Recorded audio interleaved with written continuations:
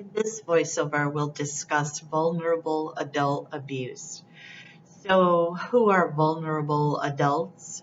They are very commonly the elderly, usually older than 65 years of age, adults with cognitive delays, adults with moderate to profound mental illness, adults with a TBI or a physical disability.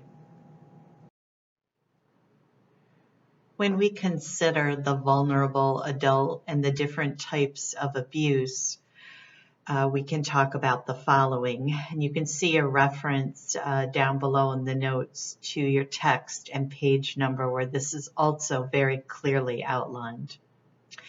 So first there's physical abuse. And of course, this involves hitting, shoving, restraining someone physically or with medications, which is called a chemical restraint. And physical abuse is manifested by repeated injuries, bruising, burns, fractures, injuries with various stages of healing, just like in child abuse, oversedation, and repeated ED visits. So if you have a client coming into the doctor's office, the ED, the urgent care, the clinic, or maybe you're seeing the client in their home, maybe you're a home care nurse. If you see these things, you must stop and think about physical abuse. You want to look at the whole picture and see what are the cues, how does this all fit? Let me put this all together.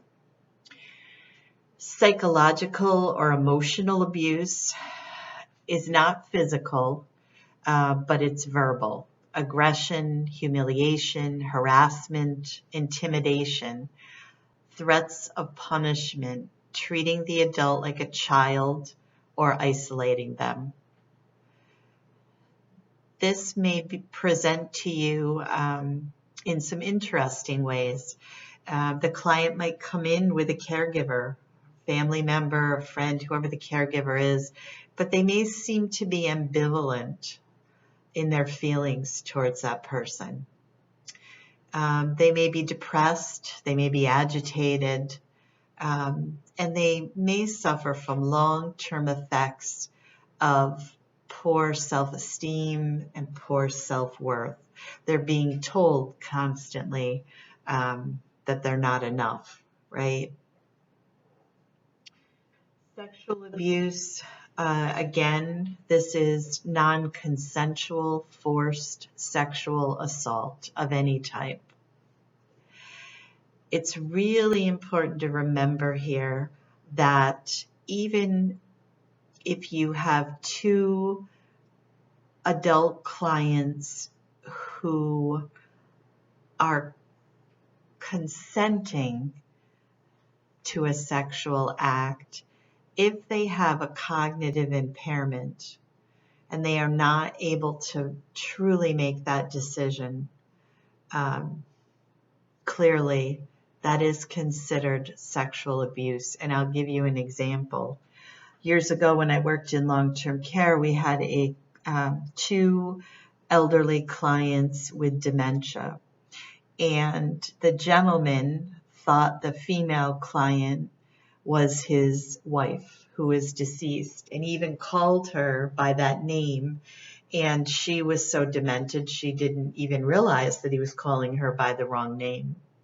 And they made some attempts at sexual activity, and we really had to treat that. Even though they seemed to be very happy and consenting, the guidance that we had from the Department of Health is that we had to separate them, because with their dementia, neither could truly fully consent to the activities. So we did have to separate them. This may be manifested by unexplained genital bruising, vaginal or anal bleeding, or evidence of sexually transmitted infections.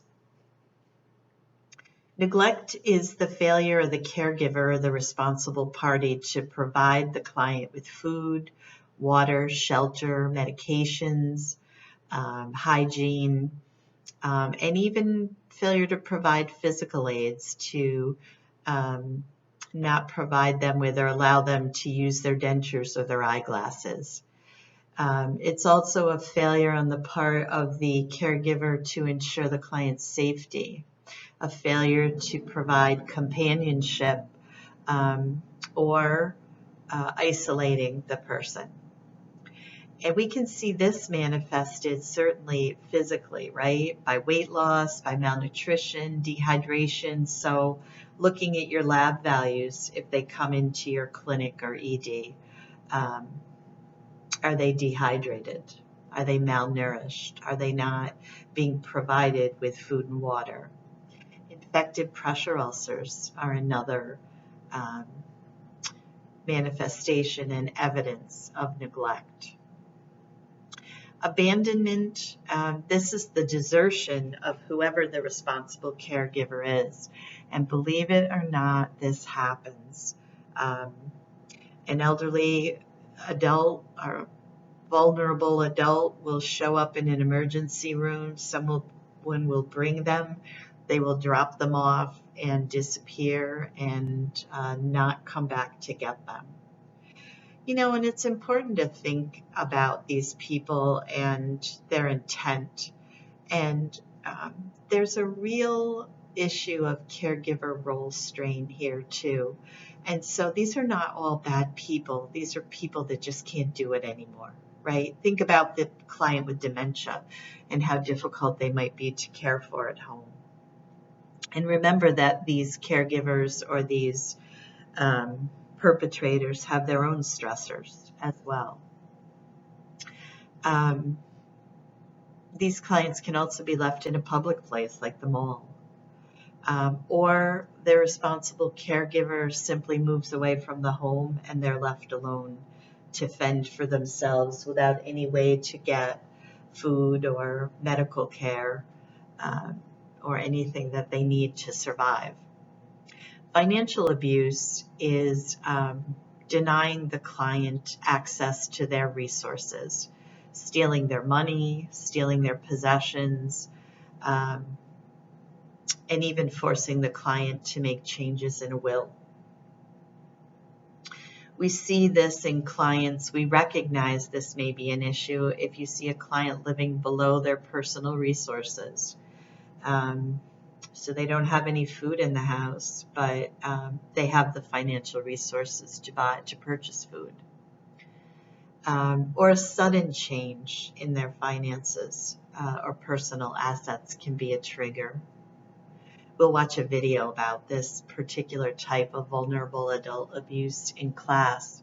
And then finally, violation of personal rights. And this is denying the client the right to privacy, the right to make healthcare or living environment decisions. Forcible eviction is a good example. And this, of course, we recognize when we see that clients have a sudden, inexplicable change in their living situation.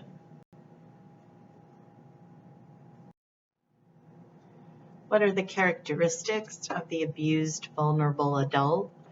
Well, they're not a whole lot different than any of the other abuses we've discussed in this course. Low self-esteem, helplessness, hopelessness, feeling guilty or shame about the abuse. You know, I'm an adult and I'm letting myself be abused. Or they may not recognize that they are being abused. They may not realize that they don't have to sign over their Social Security check every month. They may minimize or deny that they're being abused, and they may protect the abuser because what's the alternative? Where are they going to go? What will they do? This is the person they're dependent on. And they may feel personally responsible. They may feel like they do something to cause the abuse.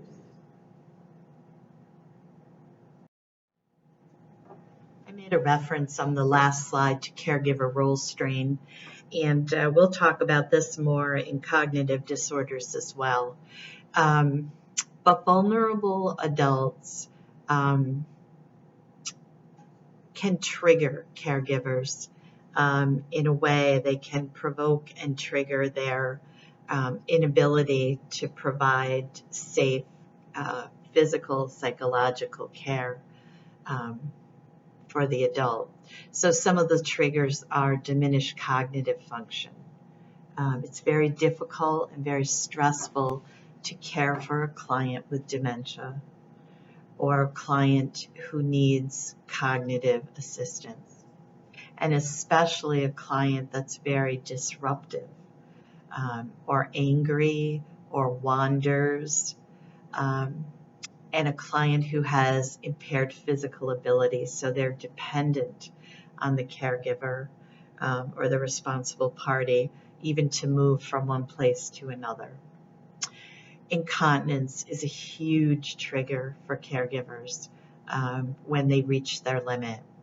And so it isn't always easy to take care of someone with mental illness or a TBI or dementia. And so it's really important as a nurse that we think about prevention before we get to this point. So we think about the client with dementia when we're interacting with the client and their caregiver, that we're making referrals and we're helping the caregiver to understand they need some respite and how to get that. Remember, I said they're not all bad people. They have other responsibilities, they have other life stressors, and they don't know how to cope with this awesome responsibility of caring for this individual. And sometimes they're left no choice but to care for the individual. Maybe the primary caregiver passes away and now it's their responsibility.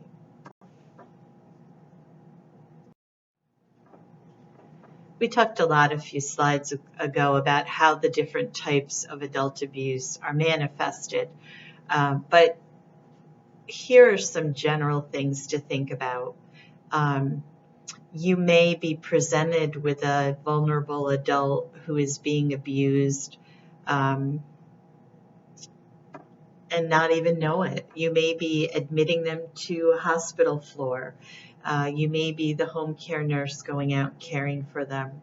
You might be at the doctor's office, weighing them and giving them their flu shot. You may not pick it up right away, and there's some really important things to think about. So think about, is this adult vulnerable first and foremost? And do they have some of these things going on? Do they have an injury that hasn't been treated? Has there been a delay in them being treated? Is their disease process or their symptoms that they're presented to you with, have they been ongoing? And it seems like they should have been taken care of sooner than this. Can they not explain the cause of an injury? Or does their explanation just not make sense or match up? Are they frequently readmitted for the same thing? Are they frequently readmitted with UTIs and dehydration? If you're a home care nurse and you go out and visit them, what does their environment look like? Is it safe? Is it unsafe? Is it unkempt? Is it dirty? These are all cues that you need to think about. The adult client that is being abused may be agitated, they may be fearful, or they may be silent. They may be in denial. And very often we need to be very aware of suspicious caregivers. Caregivers that just don't seem to measure up. Maybe they're making off-color comments to the client. Or maybe as you're interviewing the client and talking to them, they're interrupting quite a bit. They're speaking for the client. They're answering for the client. Do they display a lack of caring? So you may see one or two of these things, right? They may come into your clinic and they may have a broken bone and they can't explain what happened, and the caregiver is, interjecting and interrupting and saying all kinds of things and won't leave the client alone.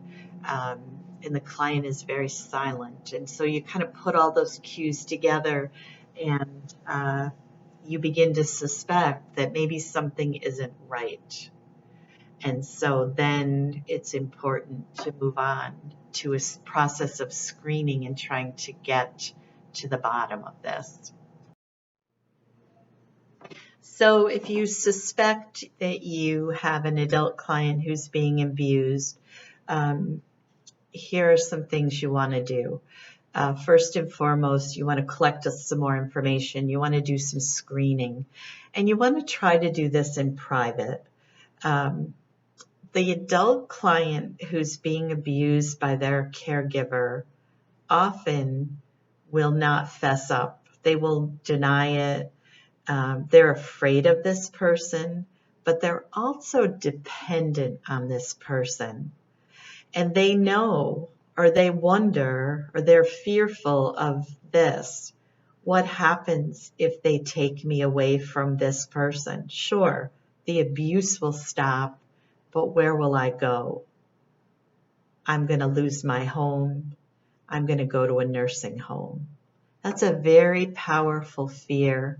So these clients are very rarely willing to tell you that they're being abused. If you go into an emergency room, it's a routine question that's asked of every client that's admitted. And I'm sure some of you know that. Some admissions in the hospital in different units, they'll ask this question too. Is anyone at home hurting you? Do you feel safe in your home? So it's really important to try to get the client by themselves. So maybe you're going to take them to collect a urine specimen or something and get them away from that caregiver, especially if that caregiver was interrupting and intrusive and seemed to be uncaring, and try to talk to the client a little bit. Again, just like what we talked about with sexual assault, physical needs need to be addressed first. Need to take care of a wound or broken bone or a rehydration, whatever the issue is, that's most important. Collect evidence. And when I say this is different than like a rape kit, right? The evidence is really about what you see, what the client says and what you observe. So again, very careful documentation, verbatim of what the client says, and very descriptive charting of what you observe. Physical injuries, behavior of the caregiver, behavior of the client.